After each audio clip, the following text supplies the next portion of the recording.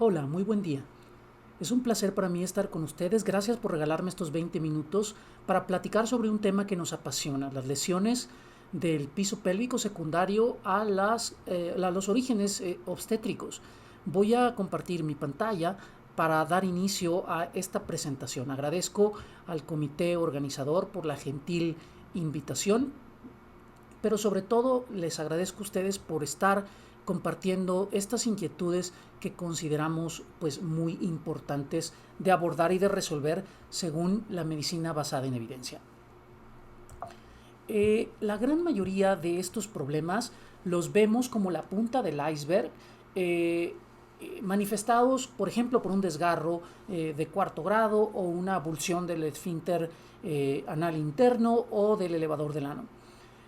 Lo cierto es que las lesiones del piso pélvico de origen obstétrico se manifiestan muchos años más adelante. Y eso es quizá el principal problema por el cual no se abordan con la intensidad con las que debería. Y es que hay un dicho que dice que cuando alguien cambia es porque ha aprendido algo o porque ha sufrido lo suficiente. Este es la portada de una publicación en el mes de junio sobre un artículo que habla con respecto a un caso muy sonado en la Unión Europea, en donde hubo una demanda donde la paciente, muchos años después de la atención obstétrica, demanda a su médico porque no le informó oportunamente los riesgos que conllevaba algunas maniobras que el médico en su momento, al momento de la atención obstétrica, consideró como apropiadas, pero que nunca habló con la paciente. Es importante que nosotros entendamos que nosotros vamos a ser juzgados con base a la evidencia que actualmente está disponible. Dicho de una manera práctica, las pacientes que atendamos el día de hoy pudieran demandarnos el día de mañana si nosotros no le platicamos que el atender un parto y ponerle un forceps aumenta los riesgos de que vaya a tener, por ejemplo, muchos años más adelante un problema que se llama incontinencia fecal. Esto puede presentarse, y aquí no estoy hablando de la pertinencia o no de un forceps que está obstétricamente indicado, pero es importante que la paciente sepa y que firme un consentimiento informado. Y esto es importante que lo aprendamos, como dicen por ahí, a la buena. Soy el doctor Heriberto Lizaola Díaz de León, soy uroginecólogo y agradezco al comité organizador el habernos contemplado para platicar con ustedes sobre este tema tan importante. Y estos son los 6 puntos que vamos a abordar en estos próximos minutos. Vamos a analizar las circunstancias de índole obstétrico que dañan el piso pélvico, cuáles son los principales factores de riesgo y los factores predisponentes para que esto se presente. También vamos a hablar un poco sobre cuál es el origen atrás de todo este cambio en la clasificación y el abordaje de este tipo de problemas.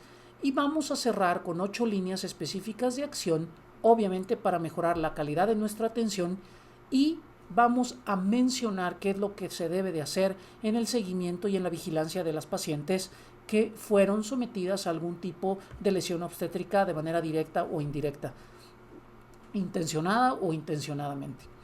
Por último, vamos a conocer un poquito qué es lo que dice al día de hoy la evidencia con respecto a cómo podemos ayudar a estas pacientes en la consejería con respecto a la toma de decisiones para un embarazo futuro. Y quiero que empecemos un poquito haciendo un mea culpa. ¿Quién de ustedes es un primogénito de su familia? Levante la mano, yo lo soy. Levante también la mano, ¿quién de ustedes nació por parto vaginal? También yo.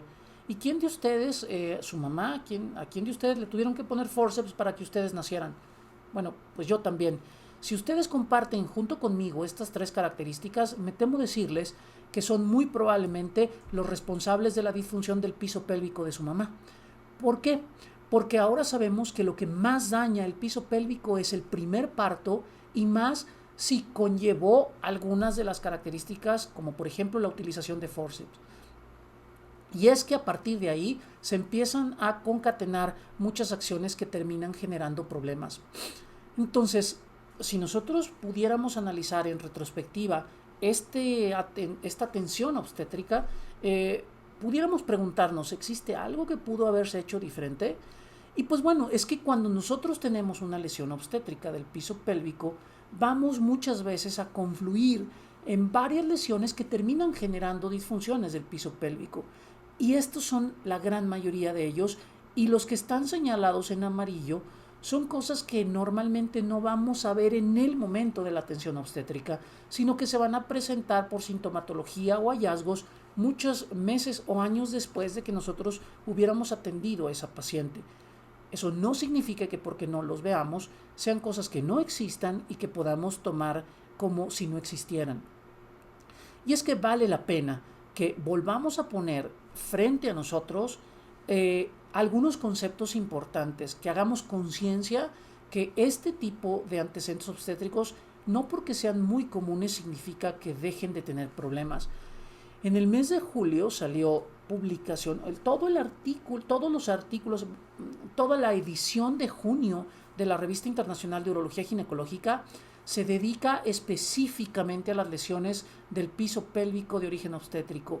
Esa edición es un must read de cualquiera de los que hagamos piso pélvico, y mucha de la evidencia que ahora voy a presentarles está afortunadamente consignada de manera muy práctica en este compendio. Y hay algunos conceptos esenciales que quiero compartirles, o por lo menos enfatizarles. El primero es que el parto siempre va a dañar el piso pélvico. No importa que hagamos medidas que ahora la evidencia nos dice que son las mejores prácticas para la atención obstétrica, como el hacer esta maniobra de hands-on que acaban de ver, aún así siempre el piso pélvico de cierta manera se va a dañar. Y es que ya hay suficiente evidencia que dice que hay circunstancias como la presentación de occipito posterior que van a dañar todavía más, o la utilización de forceps, sobre todo los forceps rotadores. Pero aunque tengamos un parto, la famosa eutosia, que a todos nos gusta atender, aún así debemos de tener claro que el parto daña el piso pélvico.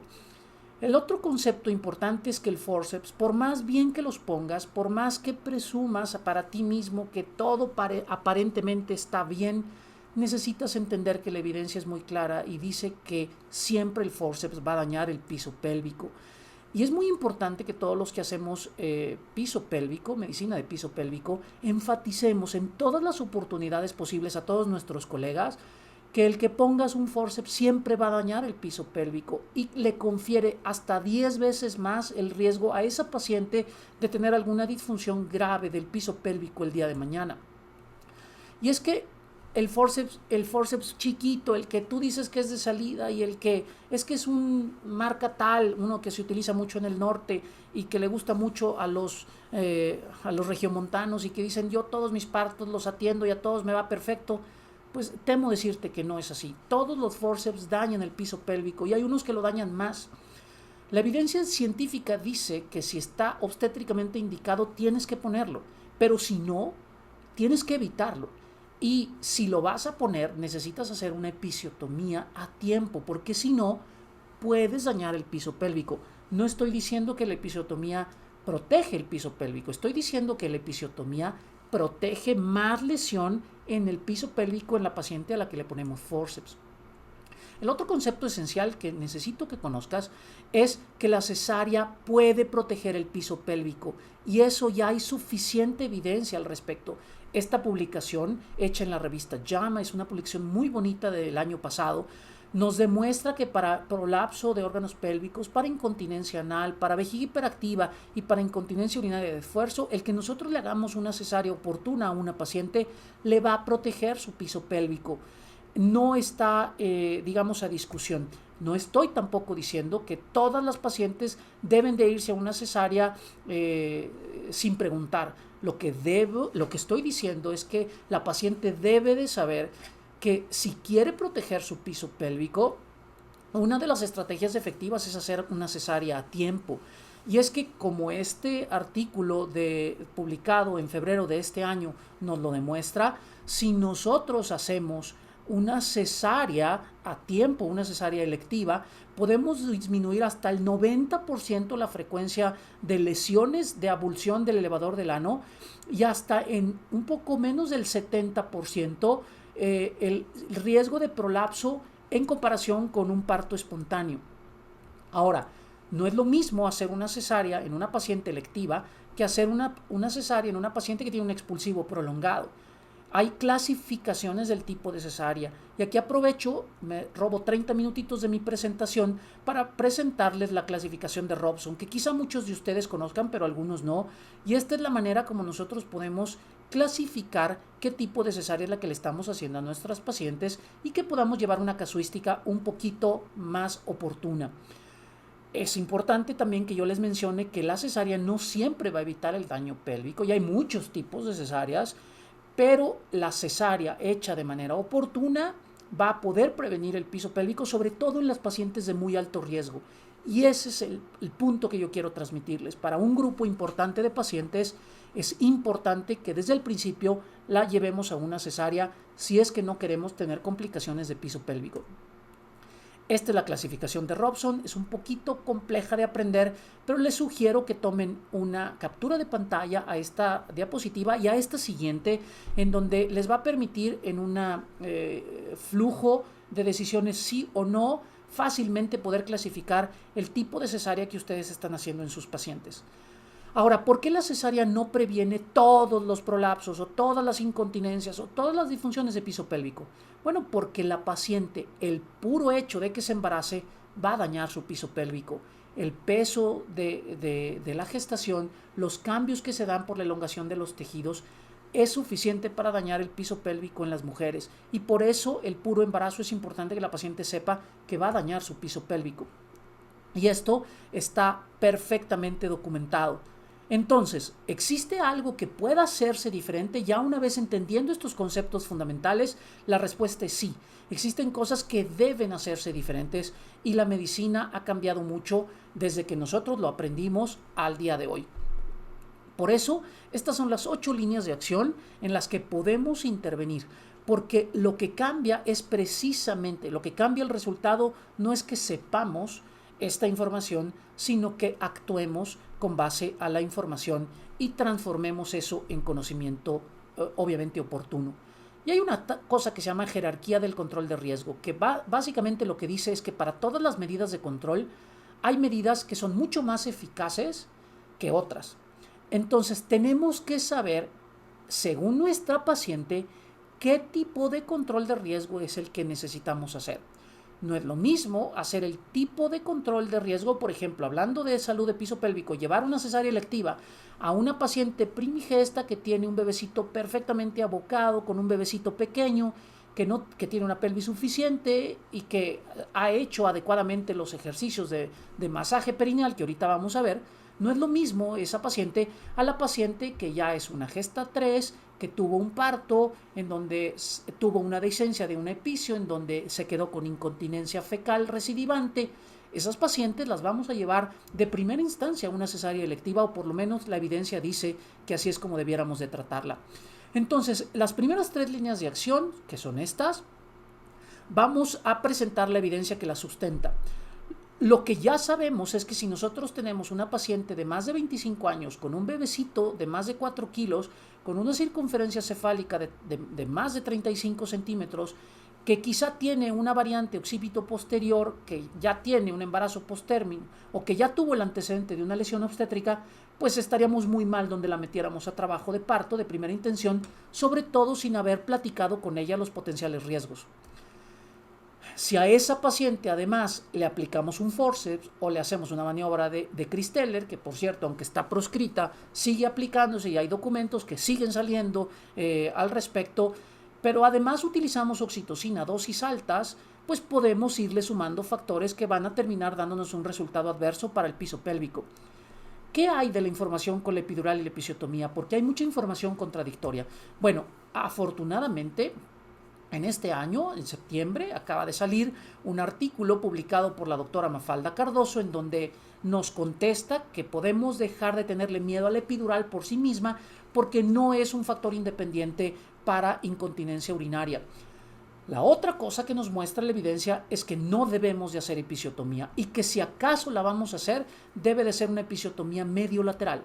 Las episiotomías medias deben de quedar proscritas. Si vas a hacer una episiotomía, hay que hacerla una episiotomía medio-lateral cuando el periné esté completamente distendido por la presentación y tenemos que hacerla con un ángulo de al menos 60 grados.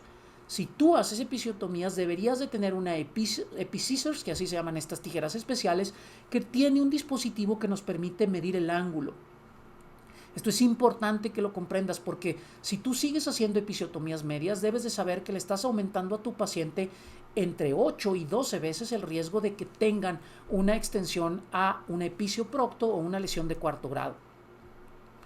A muchos nos educaron diciéndonos, es que es mejor que repares una episiotomía con un corte lineal a que repares a que repares un desgarro por no haberle hecho un epicio. Pues, ¿qué creen? En diciembre del año pasado salió este artículo muy bonito en donde desmiente a todos nuestros maestros y nos dice, eso no es cierto, es hasta más fácil reparar un desgarro que una episiotomía complicada.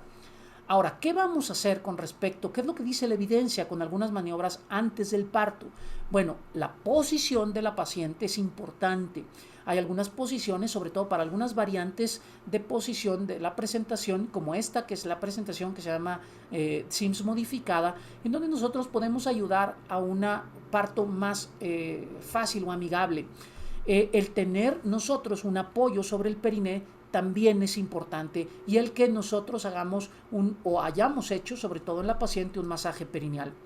Ahora, ¿qué vamos a hacer durante el parto? Al momento del parto, las compresas calientes y el masaje perineal, así como lo que se conoce como hands-on, que son estas maniobras que ahorita les voy a explicar, son lo que dice la evidencia que disminuye las lesiones, sobre todo de tercer y cuarto grado, que son las que más repercusión nos dan a nivel, digamos, de piso pélvico. ¿Cómo es este masaje perineal? El masaje perineal transparto es diferente del masaje perineal que tiene que hacerse la paciente entre 4 y 6 semanas antes del nacimiento durante al menos 10 minutos todos los días. El masaje perineal que hace la paciente lo pueden ustedes encontrar en este código QR, es una página que está dirigida a las pacientes y es una opción para que ustedes puedan compartir información con su paciente con respecto a lo que ustedes creen que ella debe de saber con respecto a la episiotomía y al masaje perineal. Lo cierto es que son medidas que la evidencia demuestra como útiles para disminuir hasta en el 70% la posibilidad de que vaya a haber un desgarro. ¿En qué significa esta maniobra de hands-on? Tiene como dos nombres. Algunos la conocen como maniobra finlandesa, algunos como la maniobra vienesa. Hay un artículo reciente publicado en noviembre del 2019 donde habla sobre las diferencias entre una y otra, pero básicamente las dos se parecen mucho. Lo que hacemos con ellas es que con nuestra mano dominante nosotros detenemos la vulva y con presión y compresión sobre esa zona nosotros modificamos el eje de presión de los vectores de la cabeza fetal para que no exista una lesión mayor, es decir, contenemos el daño y con nuestra mano no dominante impedimos el nacimiento brusco de la cabeza, porque hay dos momentos en donde se lesiona las estructuras del piso pélvico con mayor frecuencia en el parto. Una de ellas es la expulsión de la cabeza y otra es al momento del nacimiento del hombro anterior. Entonces, si nosotros cuidamos estos momentos, tenemos una mucho menor probabilidad de que nuestra paciente tenga una lesión de piso pélvico. Y hay algunas cosas que no deben de hacerse. La maniobra de Ritgen ya está probada que no solamente no es benéfica, sino que aumenta hasta casi el 60% el riesgo de que la paciente tenga una lesión de cuarto grado si nosotros la hacemos. ¿Por qué? Porque al hacer presión sobre el periné y si lo agregamos además a una episiotomía media, nosotros dirigimos la fuerza de los vectores para que simplemente se extienda ese nivel de corte y termine generando un mayor problema. Ahora, ya que atendimos el parto, necesitamos ir a evaluar el daño que se pudo haber generado. Y una de las cosas que ha cambiado es la clasificación de las lesiones, haciendo un mayor énfasis en la clasificación de desgarros grado 3, porque lo subdivide en 3 etapas. Y esto es importante porque nosotros debemos de conocer que hay lesiones que son muy evidentes y lesiones que debemos ir a buscar intencionadamente. Todos nuestros partos deben de ser después explorados a través de un tacto rectal que nos permita descartar huecos de botón como el que están viendo en su pantalla del lado izquierdo o lesiones ocultas en donde el periné está intacto, pero cuando nosotros hacemos el tacto rectal vemos que está completamente perdido el tono y cuando vamos y abrimos exponemos una dehiscencia completa del esfínter anal. El otro mito que la evidencia reciente nos quita en este artículo publicado por el doctor Sultán en abril de este año es que esas dehiscencias parciales, cuando no hay infección de una episiotomía, es válido que hagamos una reparación de segunda intención a través de, idealmente, una técnica de traslape, como lo estamos viendo en este artículo.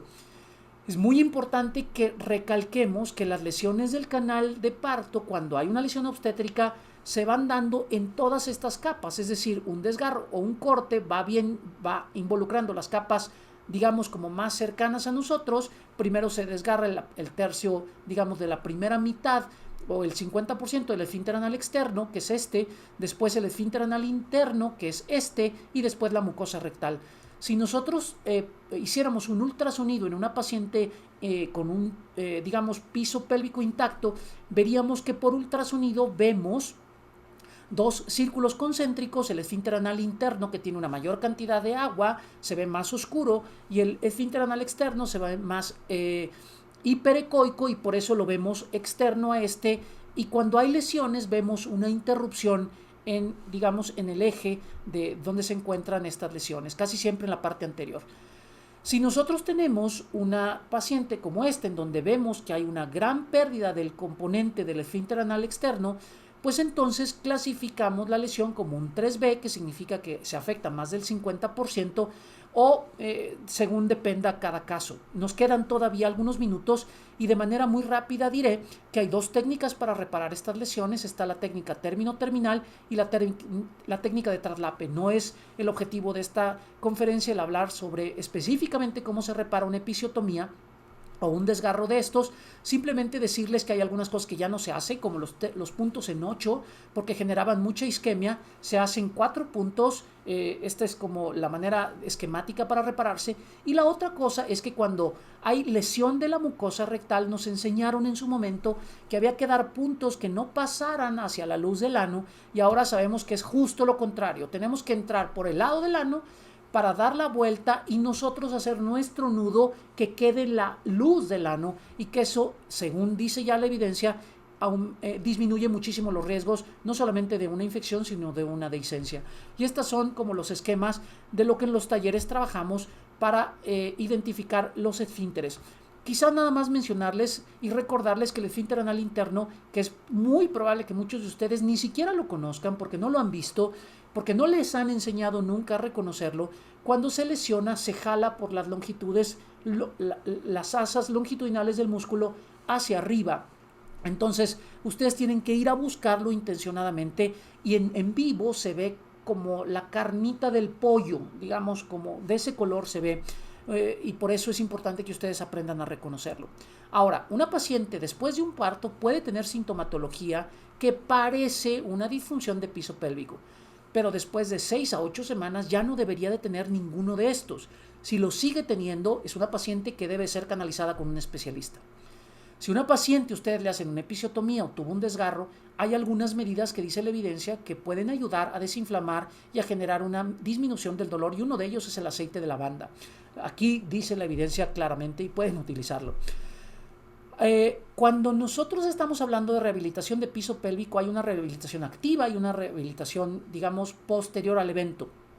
Hace un tiempo recibimos con mucha, digamos, alegría la posibilidad de poder demostrar que si le enseñábamos ejercicios posparto, después podíamos tener una respuesta favorable. Tristemente, la evidencia científica al día de hoy nos dice que esas pacientes que nosotros les enseñamos rehabilitación de piso pélvico desde que estaban embarazadas, a 5 años posteriores al evento obstétrico estaban igual. Eso no significa que la rehabilitación no sirve. Lo que significa es que esa rehabilitación debe de proseguirse y de vigilarse después de que la paciente tuvo su parto. Y es que hay muchos esquemas de rehabilitación. Uno de ellos, que se llama el concepto vivo, es un concepto en donde le enseñamos a la paciente no solamente a reconocer cuándo contraer y cómo contraer el piso pélvico, sino le enseñamos su postura, cómo respirar, y que se haga consciente de algunos hábitos. Y esto impacta positivamente de manera objetiva en algunos de los índices que utilizamos, por ejemplo, para medir nosotros los impactos de las intervenciones. Ya casi estamos por terminar, y hablando de consejería posparto en una paciente en donde para su siguiente embarazo le vamos a hacer un plan de acción, Este es como actualmente el nomograma de manejo. Un poco sintetizando diciendo que vamos a mandar derechito a una cesárea que esté asintomática pero con una lesión grande que involucra más de una hora en el radio de las lesiones en un esfínter endoanal, o que tenga una manometría por abajo de 20, o también la vamos a mandar directo en la paciente que está sintomática y que ya tiene paridad satisfecha, porque si no, esa paciente, si le damos un parto a cualquiera de estas dos pacientes, vamos a obtener un mucho peor resultado. Todas las demás son candidatas a poder hablar con ella los pros y contras de atender un parto, y bajo las condiciones que previamente analizamos podemos decidir cuál es la mejor medicina centrada en esa paciente. Un poco terminando, diremos que es muy importante que recordemos y que conozcamos cuáles son los factores que por sí mismos nos hablan de un muy alto riesgo de lesión obstétrica, para que esas pacientes las aconsejemos y las mandemos a una cesárea electiva. ¿Cuáles son las circunstancias que podemos aplicar durante el parto y algunos meses desde antes para disminuir el riesgo de lesiones? ¿Y cuál es la manera de abordar las lesiones cuando éstas se presentaron? Si ustedes tienen un desgarro que involucra tercero o cuarto grado, es importante que sepan que hay algunos conceptos que han cambiado. Este es como digamos, la síntesis de lo que ha cambiado, y es importante que en esas pacientes sepan que tienen que reparar 9 capas diferentes, y cada una de estas capas se repara de manera y con técnica diferente. Esta es una diapositiva que se parece mucho a la que les puse al inicio, nada más que aquí está al revés. Acá abajo del iceberg están las lesiones obstétricas, porque ahora hemos aprendido, reconocido o recordado que muchas de las lesiones del piso pélvico empiezan ahí. Hay un dicho que dice: una persona cambia por 2 razones, aprendió lo necesario o sufrió lo suficiente. Ojalá todos nosotros aprendamos por la buena y empecemos a hacer una medicina para el bien de nuestras pacientes, y que no sea una circunstancia negativa la que nos haga cambiar nuestra manera de actuar. Toda la información que ahora les he presentado la he condensado en una carpeta virtual en donde vienen todos los artículos en PDF que puedo con muchísimo gusto compartirles. Quienes lo deseen pueden escribirme a través de cualquiera de estas líneas de contacto, enviándome su correo electrónico para hacerles llegar el acceso a esta carpeta virtual. Muchísimas gracias por su atención. Espero que al menos los haya dejado inquietos con algún concepto que a partir del día de hoy puedan aplicar en su ejercicio cotidiano. Muchísimas gracias.